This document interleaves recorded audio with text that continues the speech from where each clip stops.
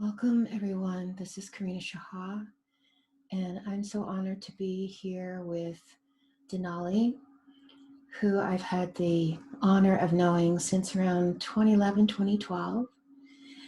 He is an extraordinary being who has devoted so much of his life to supporting others in their spiritual growth, in the path of their life, and opening up incredible wisdom presence just in the power of his being.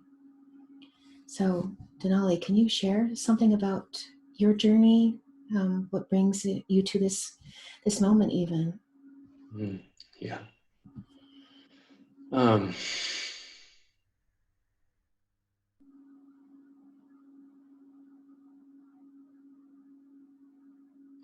What comes up is that this is the only moment, and everything that brought me here is the same thing that brought everyone here. We're all connected. We're all the same. We're all one being. We have one presence. We have one mind. We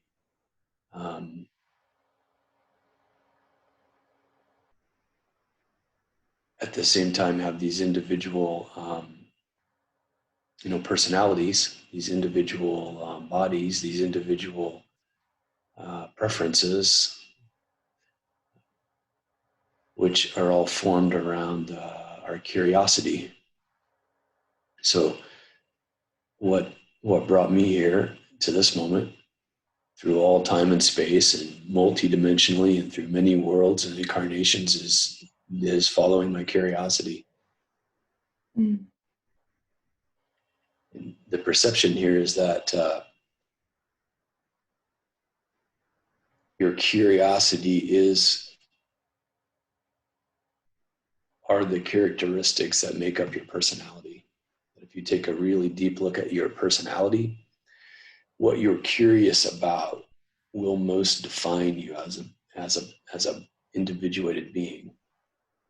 Is at the level of source, at the absolute truth, the light that emanates all existence. Right? It's curious about itself, so it's going out and dividing, and it's dividing up its curiosities,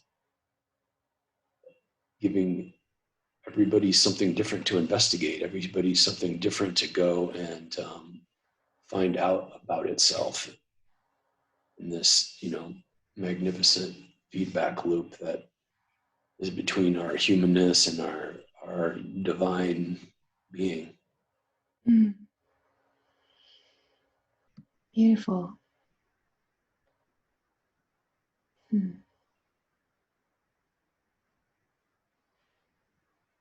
And we haven't seen each other face to face for a while, so that feels really good. Yeah, yeah, definitely. Um,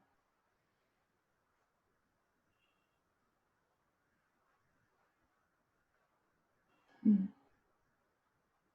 It'll be an interesting conversation, because as you're noticing and I'm noticing and anyone that's watching is noticing, is that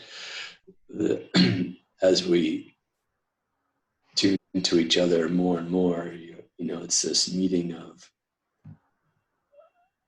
divinity and pure presence, which just falls into stillness. It falls into the peace that passes understanding. It collapses into just this, which, and then the experience of that is,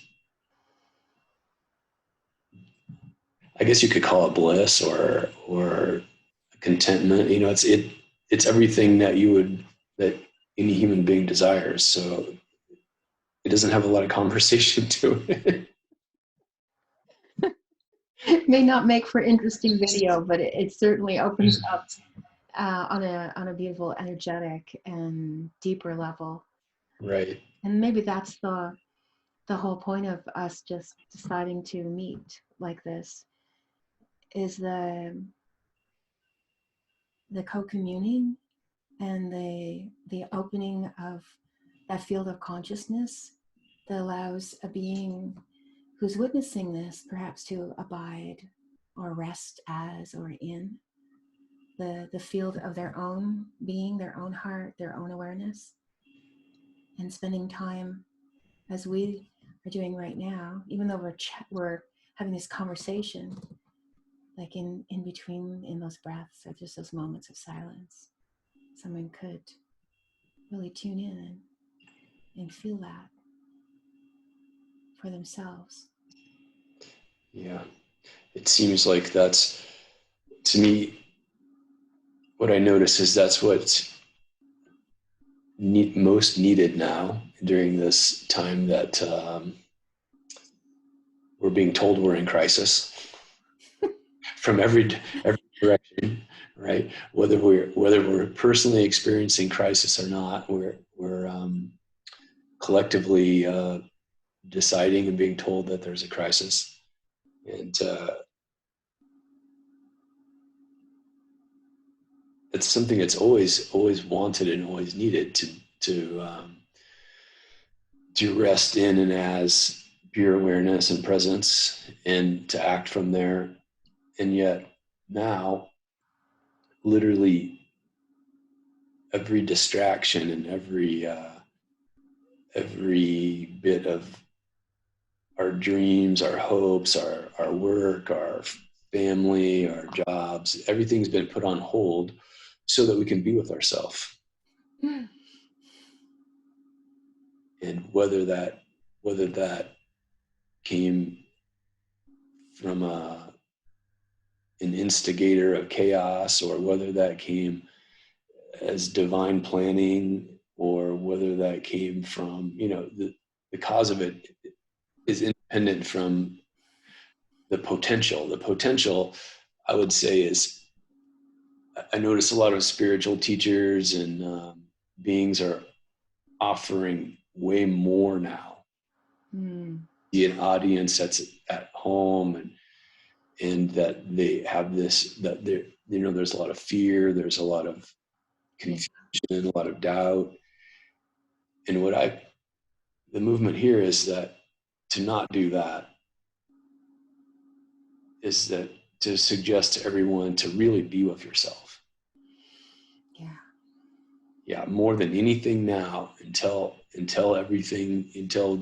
your job and your family and your life and the movie theater and everything, all the distractions, until everything opens back up, just be with yourself.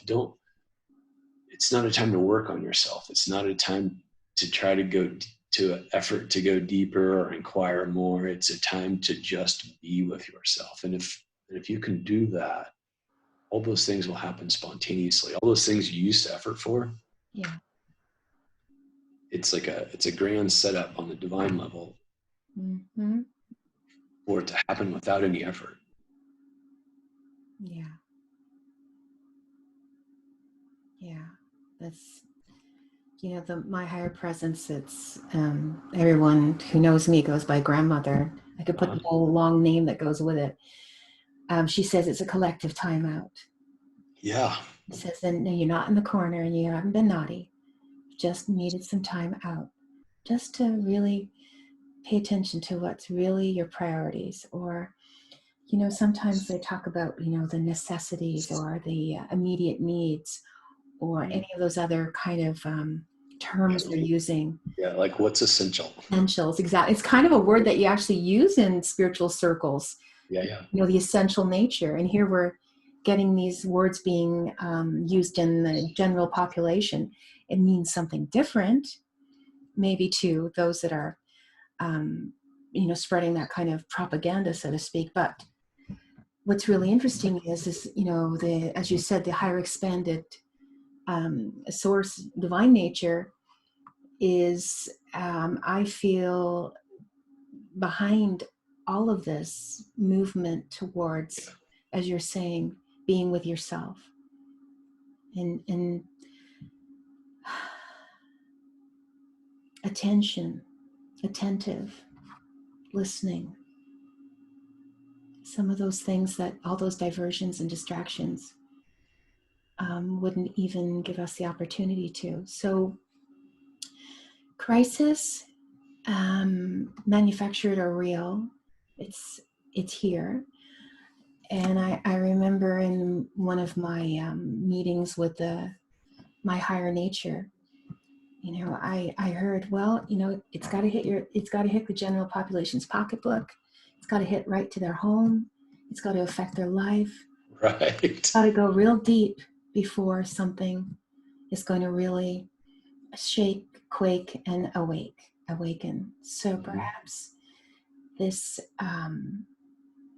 moment is the moment, and many more that will unfold. But I think the fact that we're sitting here right now,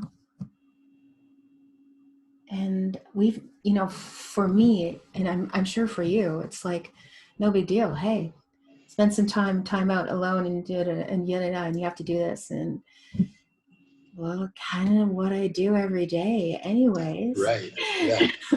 It is, and it's also been Yeah. I guess it's been exaggerated a bit. Yeah. So even the little parts of myself that I would avoid or step over are unavoidable, and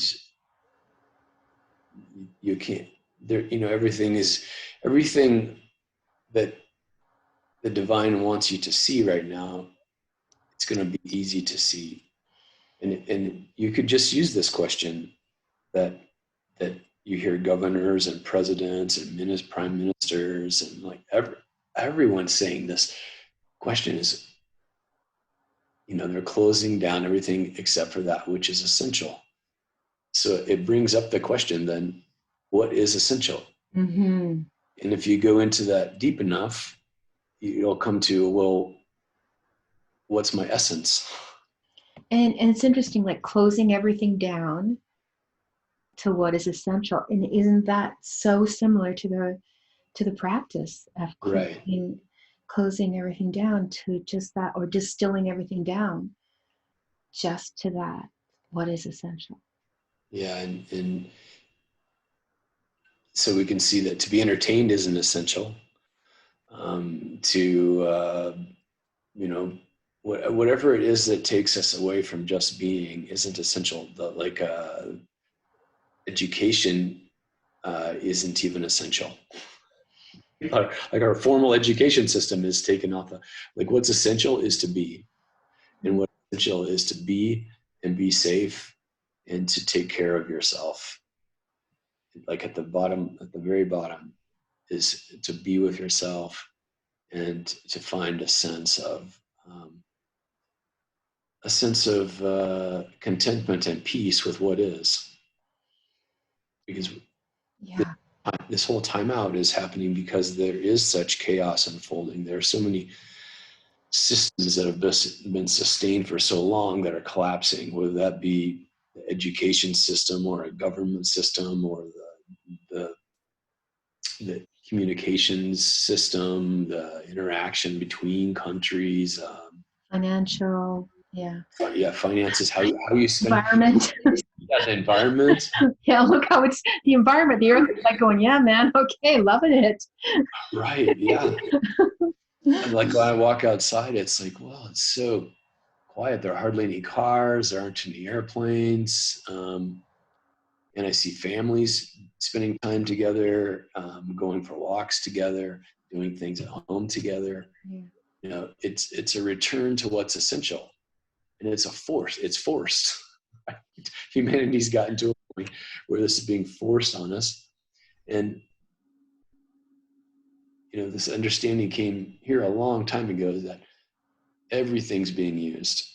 Even a lot of practices or teachings talk about the ego, and maybe the ego dies or is exterminated, and nothing ever dies, nothing ever ends. It's just transformed and everything is used.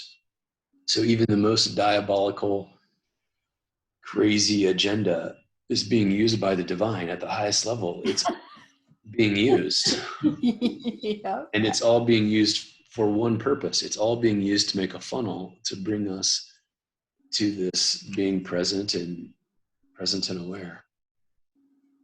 And you asked her earlier about, the path or how I got here. The curiosity here, more than anything, is about innocence. Mm. What is it to be innocent, and how does innocence act? How does innocence move in its maturity, not in its infancy, not in its childlike, naive being, but in its fullness. Like if you imagine a 2-year-old or a 3-year-old being very innocent and childlike, that same sort of innocence reemerges in this life pattern of a human being when we become elderly. And if you've lived a full life, and if you've been paying attention and you've been aware, there'll be a sage-like innocence. Mm. There'll be a very pristine, aware, present innocence that has life experience. So what you can see happening then is being born into this system where you have a body and it matures as innocence, and then gaining experience, having life, which is the great experiment, and then reemerging as innocence again with the experience. Right.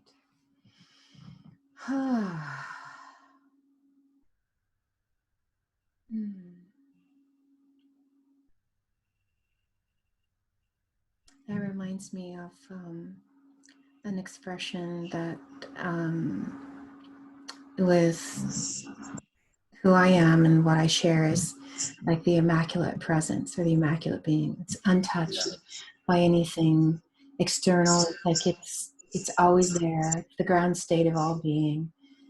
And we have this journey through all these different fields of consciousness to realize like everything that you seem to be searching for, longing for, looking for in all these different experiences, eventually you come back to the realization it's always been here.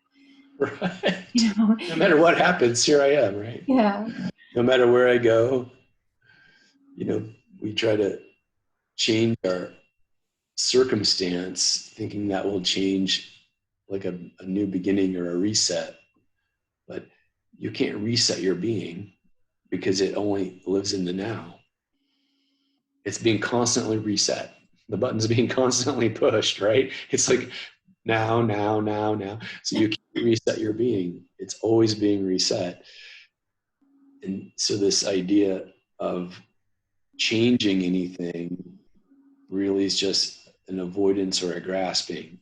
It's like saying no to something or wanting more of it. And when what's here is beautiful and amazing, and the depth of it cannot ever be fully known. It's a mystery. It can never be fully known. So there's no matter what level of clarity you have, or what amount of presence you have, or what you've included in yourself, if you're including the whole universe, well, there are more universes. It's a never-ending unfolding that we have the delight of being invited to.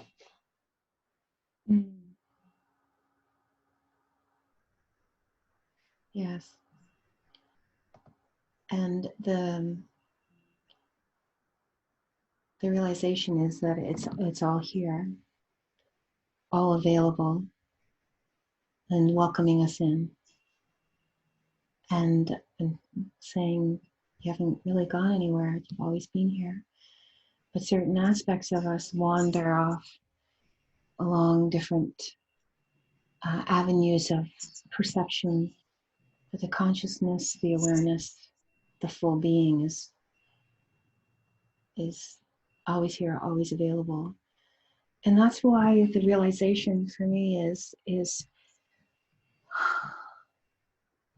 it comes when we are here. It arrives. It feels like we're doing the searching out, but it's an opposite. It's actually arriving. It's like everything is eternal. unborn, unbound. And so the idea of time and space and movement is an illusion. Everything just rearranges around itself to give us the illusion of Right. movement, time, and space. And the eternal being, untouched, as you say, in that awareness of innocence, that that primordial innocence that has no opposite. It's just this here and now that's so beyond, as you say, beyond any form or perception that we could even imagine. And really the human perception field, it's only like a small bandwidth. Oh man. Bees have better eyesight, dogs can smell more than we can. Like, Right. I mean, we have like such a small percentage of the electromagnetic spectrum that we are even capable.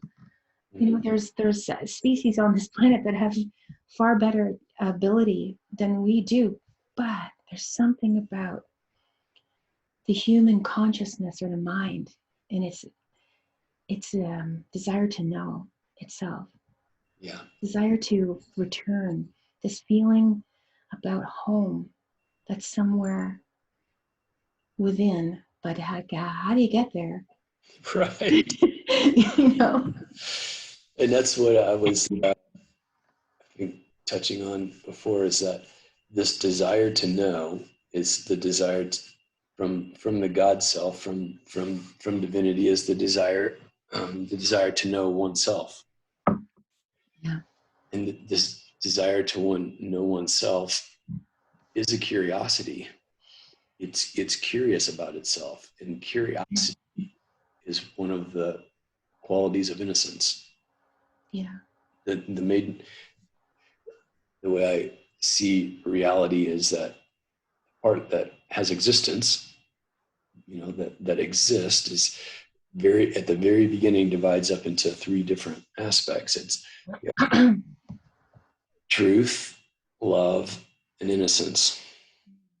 And truth is clear seeing, and love is, loving presence, and innocence is the experience that this loving presence is having.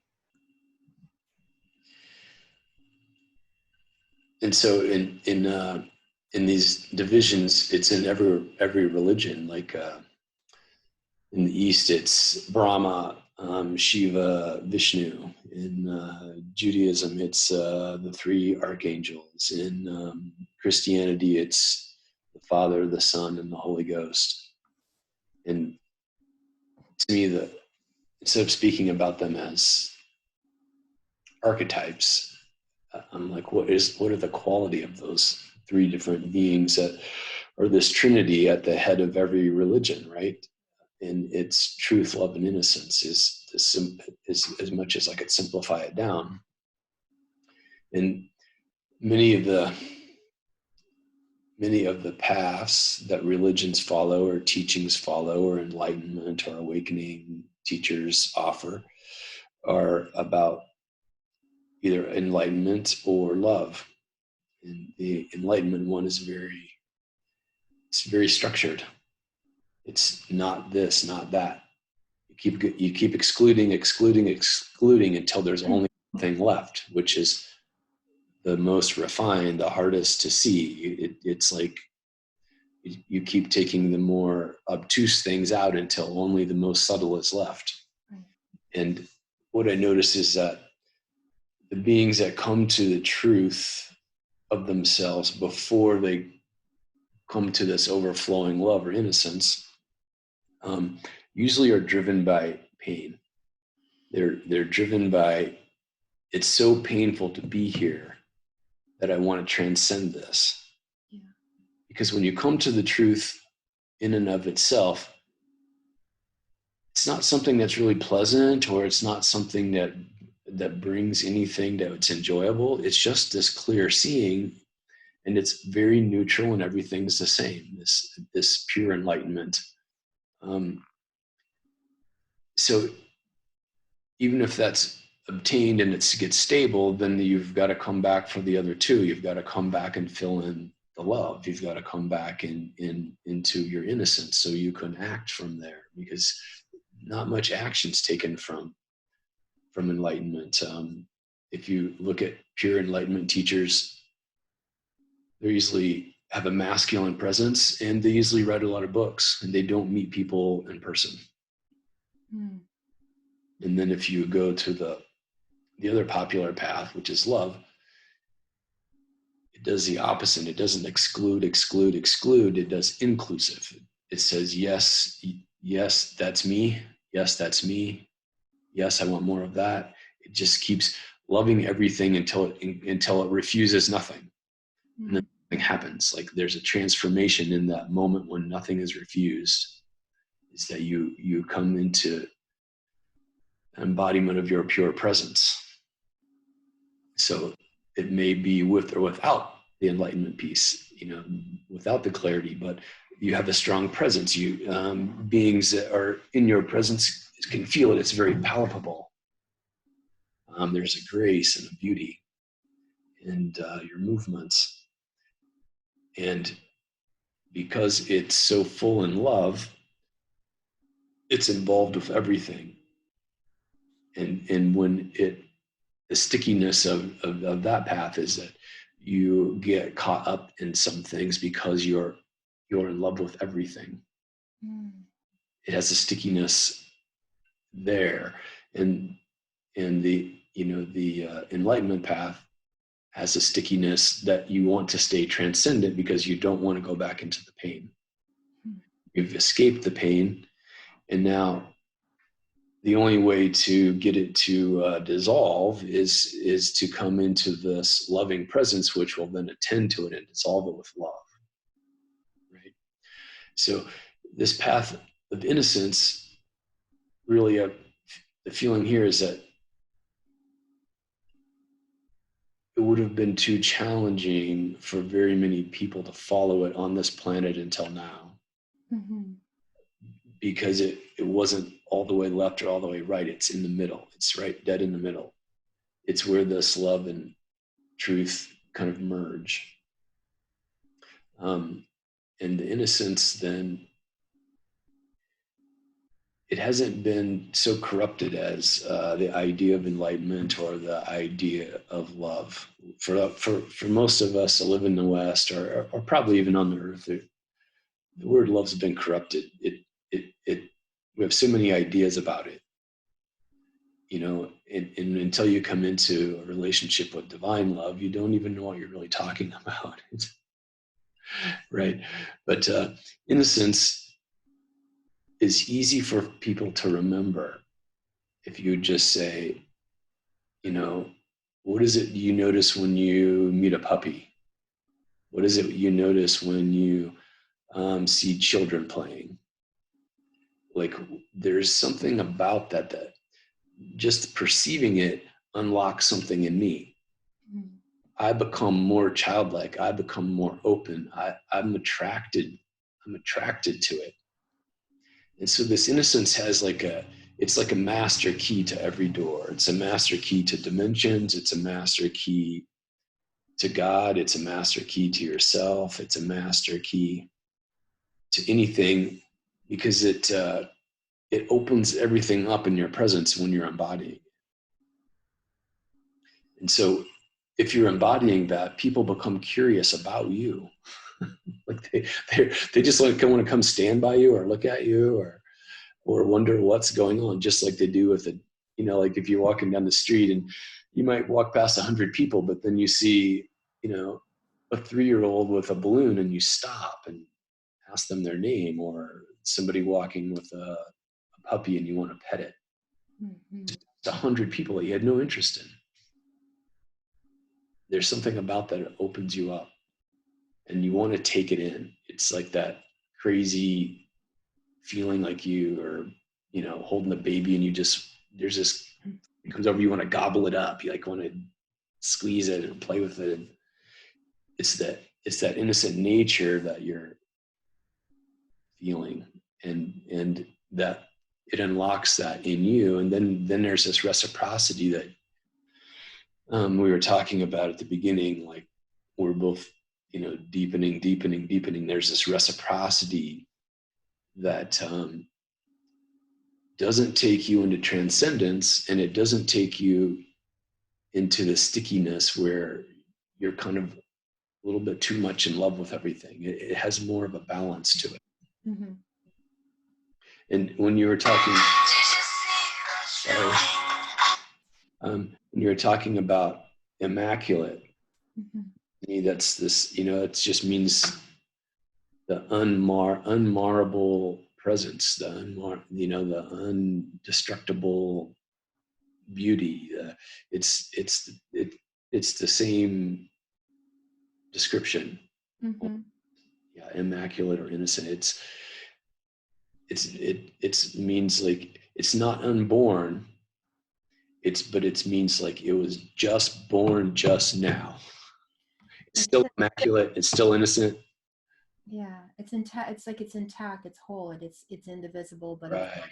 and that awareness that comes through me through grace is the awareness of that gift that is within every being and all that is and all levels of being, and that state of grace as you are speaking about that you feel that opens you up in that from that reflection of innocence, from that um, it's a deep primordial knowing or awareness or feeling or impetus that is the divine, that is Mm-hmm. God, or is this source, whatever name you want to give it, or the God of your being or your God of your whatever. There's a yet it isn't, as you said, childish. It is childlike because it's available, it's open, it's allowing as love allows, but without all the connotations that have, as you said, that have affected that word or that energy or the vibration of that word, or the same with truth in its absolute Yeah. form. That it's the truth. Okay, well, relative truth, Right. but to me it feels like it's permanence. It's a permanence that's also pervading impermanence.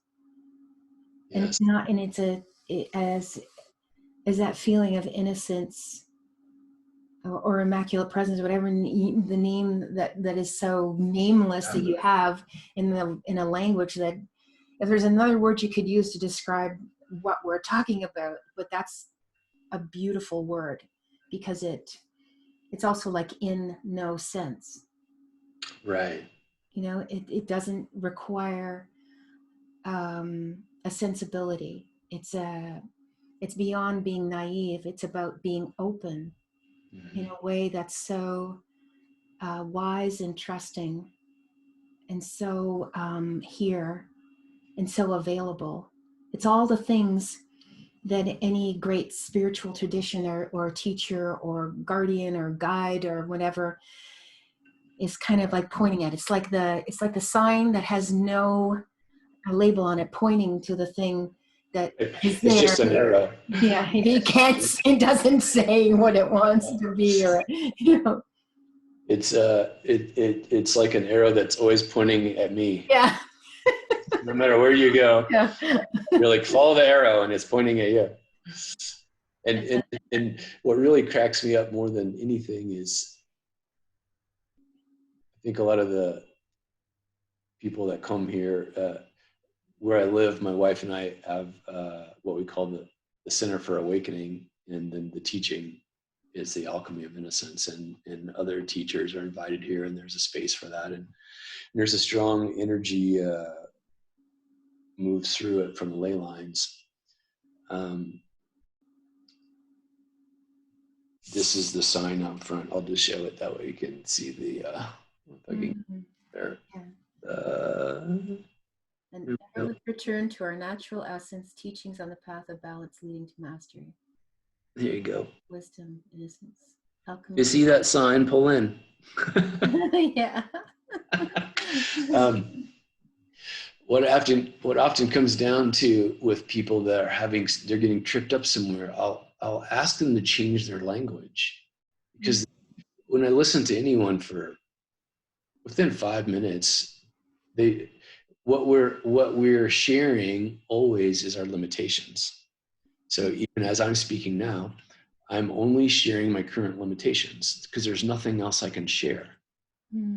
Seems like we're sharing wisdom or the openness or the knowledge, but I can't actually share that. I can only share the boundary of my sense of self, which is the current limitations, right? And those current limitations are always reflected in the words, how you communicate, and the questions that you hold dear to you.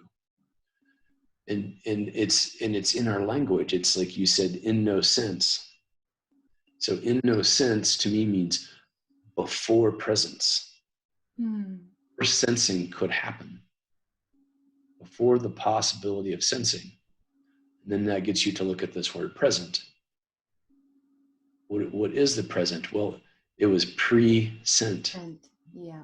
It was sent here before now, intentionally. It was prior before arriving at this moment. Right. Like that's what I talk about with omnipresence. Like prior, before this arrived, this was already like a setup. And Yeah. and I'll also say this to people like, okay, so you're upset. Your upsets are setups. It's like the right. It was a setup. Yeah. Yeah. So it's in like every word. Often with folks that come here, one of the things I'll ask them to do is I'll say, try this and see what happens. Don't remove the word think or thinking or feel or feeling out of your vocabulary. Just take it out. Because our culture, we just say, what do you think about this? Or how do you feel about that? And then, or they'll say, well, what I think is this, or how I feel is that. And it's become interchangeable. Our thoughts and our feelings have become interchangeable. They're too enmeshed. We don't know that a thought and a feeling have nothing to do with each other. They're independent. But when a thought and a feeling come together, they prop each other up. They verify that the other is real. If I think someone did something, if a car cut me off in traffic, and I think he's the one that did that, and a shockwave went through my system because I had to, adrenaline went and I had to react, then an emotion comes up of fear, anger, then the thought and the emotion are stuck together, right? So now I'm angry at him, which it doesn't matter who did it, it would have came up of the thought or the situation. And then when you remove those, I think or I feel, then what happens is you don't know how to speak. You have to come up with a new way of speaking, and it causes introspection. Like, how can I say this if I don't use those two? And what the outcome is in the future after a little while is you only say what you know. It ends speculating and it ends complaining. And then judgment starts to disappear. Because if you don't speculate or you don't complain, it's hard to judge anything, right? So all of a sudden now, just by changing your language, it's caused you to look inside of yourself and see how it is. Because you have something important that your heart wants to communicate, but how can I get it over across there without saying I think it or I feel it? Then you don't say as many words, and the ones that you say, you either know, just like you would say, how do you know you love your children? Well, I just know. You just know. It's just a knowing that's in the moment. Or you have to define that you're speculating or I'm guessing. I don't say that very often. I'm speculating or I'm guessing. We just say what we think. We just give our opinions or feelings about something, and then that makes it valid. And that's what we see going on in this crisis is endless opinions. And then let's say, the Surgeon General and the President have a talk and they each tell something, their speculation. And then they each tell each other their opinions on the speculation. Then you have a whole panel of people that tell their opinions on what the other opinions were. And it just devolves into something that is really destructive, right? Because what if they both came out and said, well, we really don't know, but our best guess is this. And then that was the end of the conversation. As soon as we know more or have a better guess, we'll let you know. Mm. Then how could you have a panel of people give their opinions on that? That's not exciting media to watch. it's like it almost it feels like the fingernails on the chalkboard, or like Yeah. being massaged with a cheese grater. It just feels like ow, like all that doesn't have anything to do with reality. It doesn't have anything to do with what's happening. And how can we get so upset or so excited about something that we don't know is real? Like that's a pretty amazing question, right? How can that happen? And the only way I know that that can happen is through fear. And that fear comes out of confusion and doubt, doubting yourself, doubting your own knowing, and being confused by so many opinions, trying to find consensus outside of yourself. Because deep in our being, we know, we do. We already know. It's how to explain or affirm that's the challenge. Maybe we don't need to anymore, but that's the general rule in terms of our social conditioning, how we start in our early development, in our interaction with our parents or caregiver. Then it goes on to our teachers, our peers, and then it expands out into, people are higher education or our bosses or people we work with, on government, on and on, social institutions. And so the further away we move from that deep, intact inner, it's inner knowing, the words are not clearly defined because it's an indefinable expression, but it's a deep, and I'm going to say this word that may throw you off, but it's a deep felt sense, a deep feeling that's different than feeling or sensing, but it's a deep knowing. It's not an emotion. No, it's not something cultivated or created or brought up from a past expression. It's something that's present. I put my hand on my heart because that's just a sense, not that it's like physically in my physical heart. And if we cut you open and tried to find innocence in there, that would be an hilarious thing. Okay, well, that part's innocent, and that part's not. Just knowing that this physical vehicle in itself and the operation of it and the actual physiology of it, the electromagnetics of it, and the awareness of it, and what happens, as you say, in the alchemy of innocence, and what happens in the alchemy of the transmutation or the transformation of our actual physical reality, our actual emotional reality, our mental reality, and how all these realities come together in the experience of what you're sharing. And I think people coming to visit you and spend time with you if they can, or online with you when you host gatherings, it would be an amazing experience. I mean, you and I knowing each other for the period of time that we have, and the time that I've spent with you in your events and gatherings, it is and this is my experience to share with others, Mm-hmm. there's just it's a slow process of unraveling, unwinding, deepening into silence.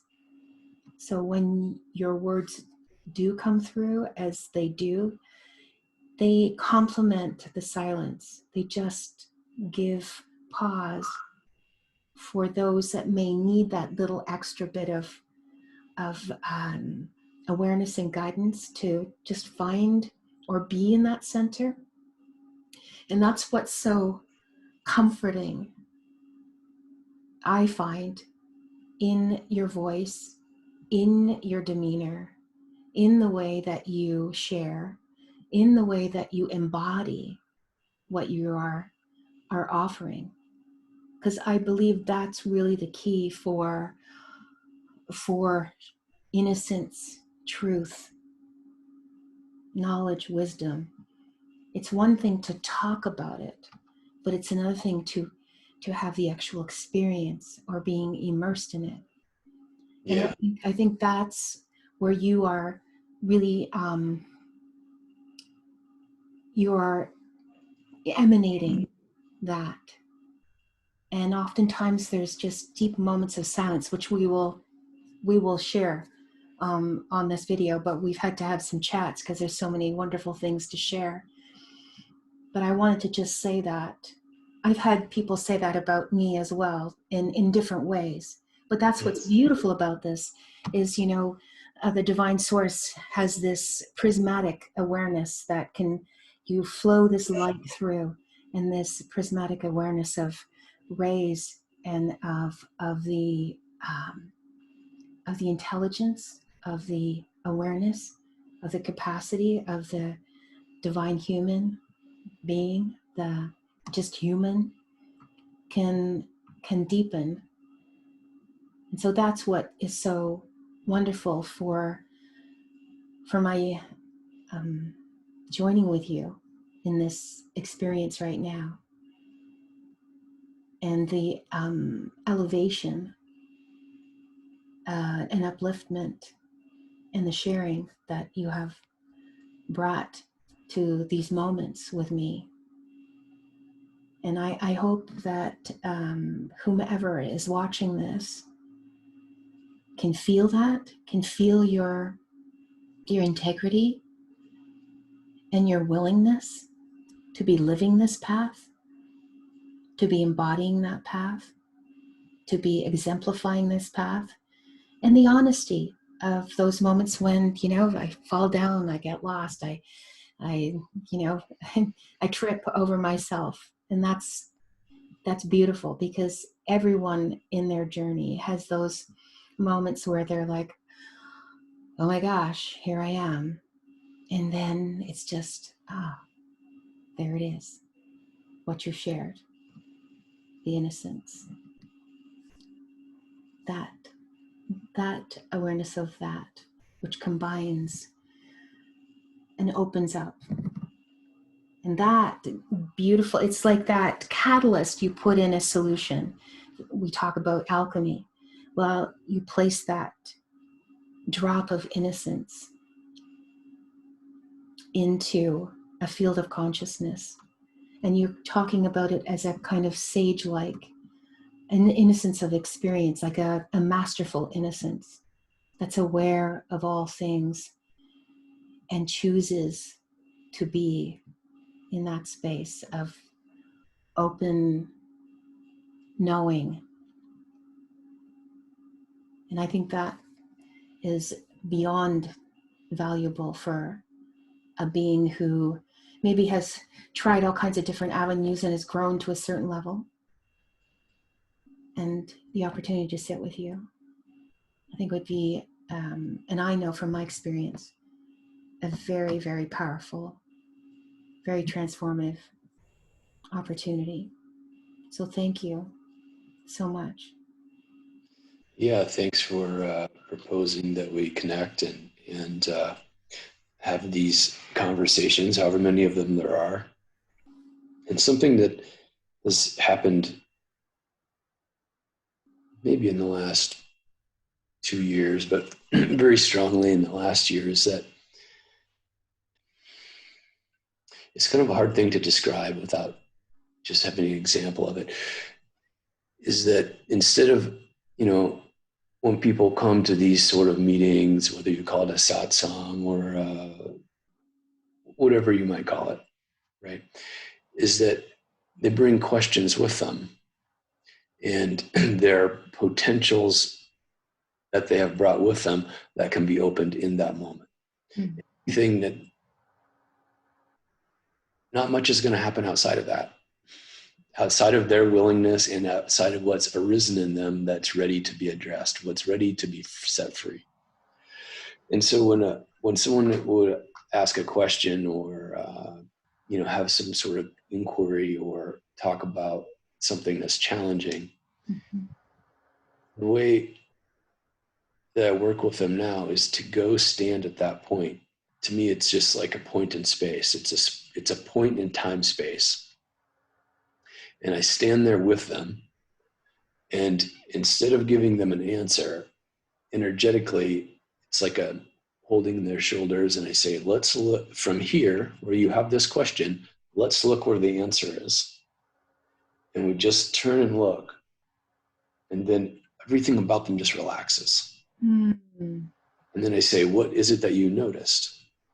And then they tell me the answer.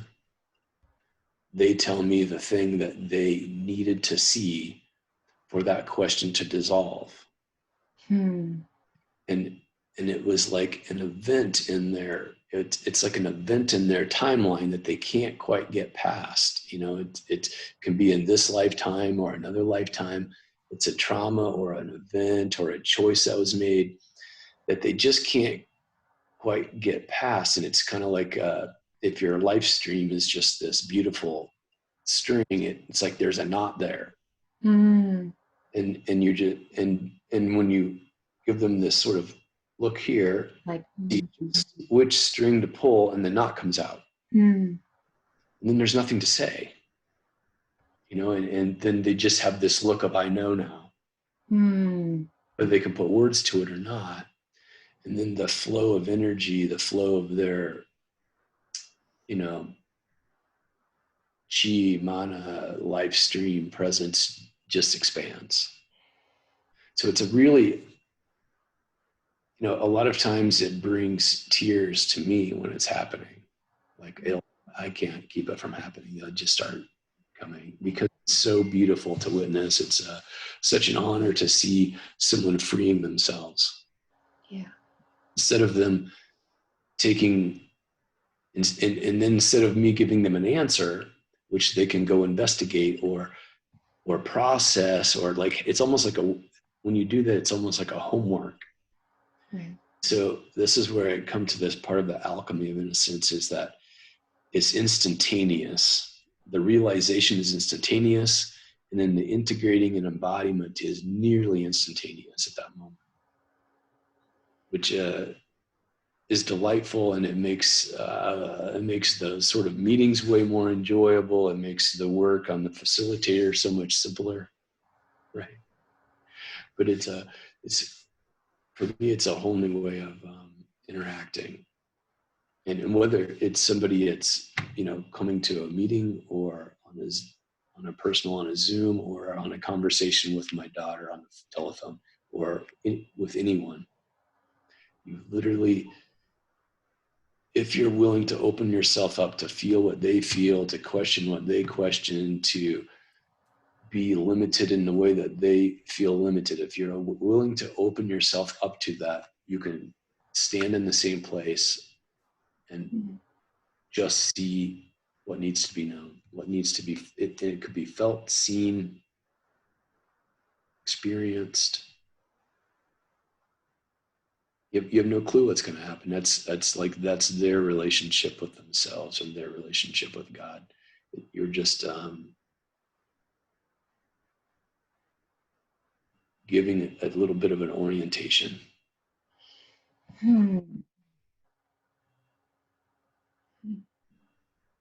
Yeah, thank you for clarifying that.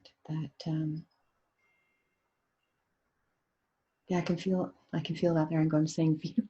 But Yeah. I get that. I get that. Yeah, I can see Yeah. it's amazing. Even so, and then even when you're speaking, then I just had this experience with doing a session with someone on a Zoom call, and like every single thing, you can see it be felt in them. Hmm.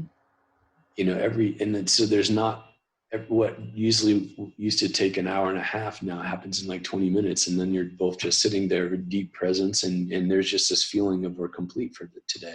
There's this sense of this is, this is all that wanted to happen.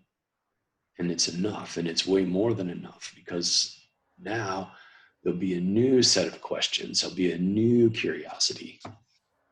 Hmm.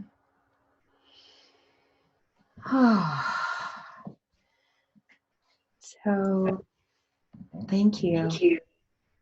Let's let's just go into some presence right now. Does that feel good to do that? Just to Into what? just come into that state Yeah, of being sure. together. I'm just gonna play my bowl here just to tune in.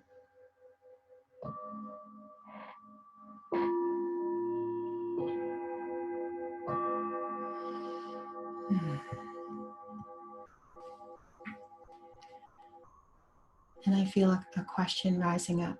It doesn't exactly feel like it's mine, but it's perhaps a question that collectively we're in right now, which is,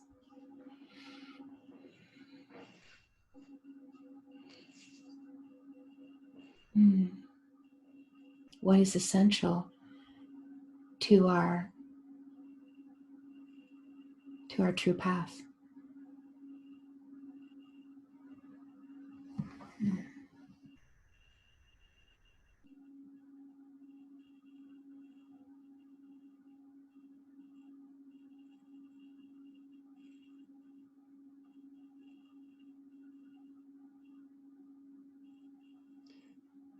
So often we play these roles, and I found myself doing that a lot. And you and I have done this together, where a question comes up it might not be yours, but it's the one that's in the room, Mm.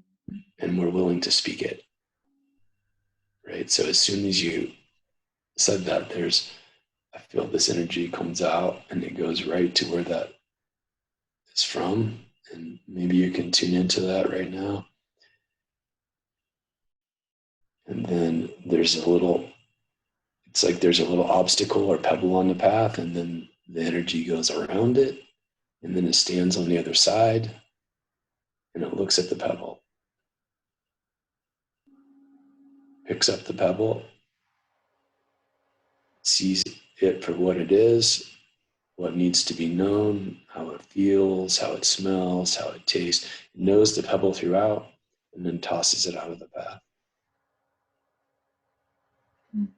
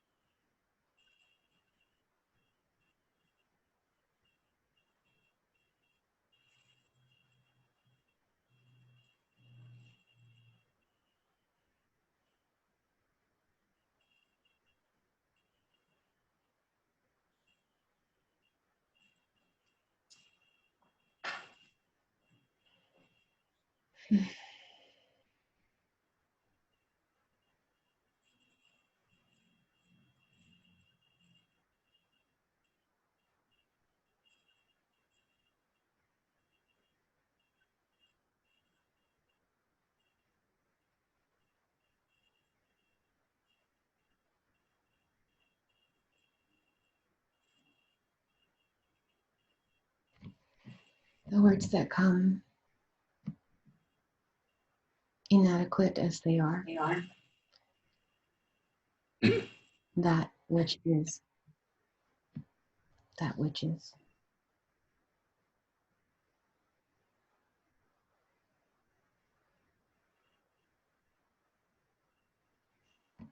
Just the swirling around of that question. And there is no answer that is more clear than what I hear, that which is here. This. Even that word, if you pull it apart, it means the is, Mm-hmm. the isness. This. I am, you are, God is.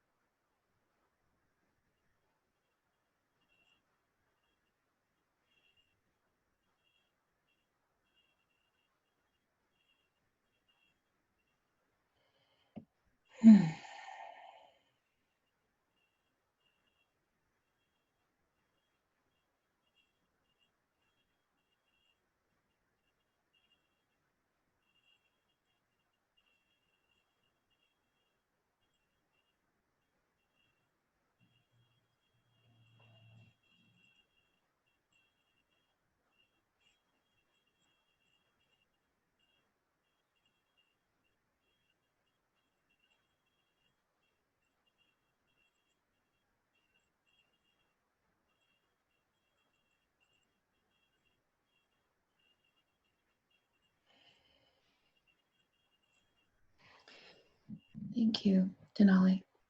Yeah, thank you for everything and for our entire relationship. Mm. However deep and wide and everything that includes. It's very multidimensional. I'm going to play my bowls.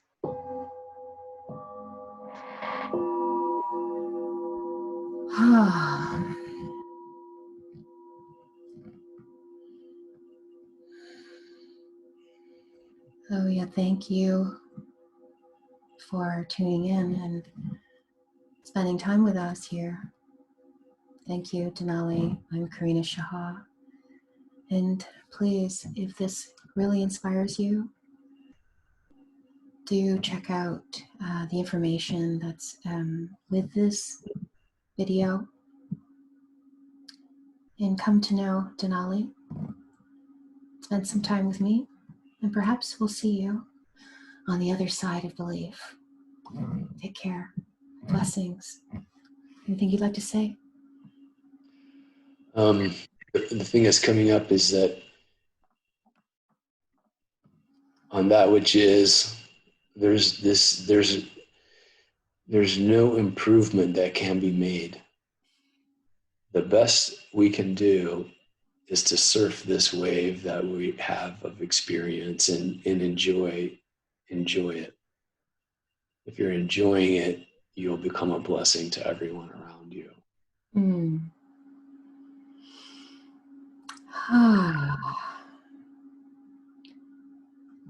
Take care, dear ones. Honored to spend time with you. Thank you, Denali.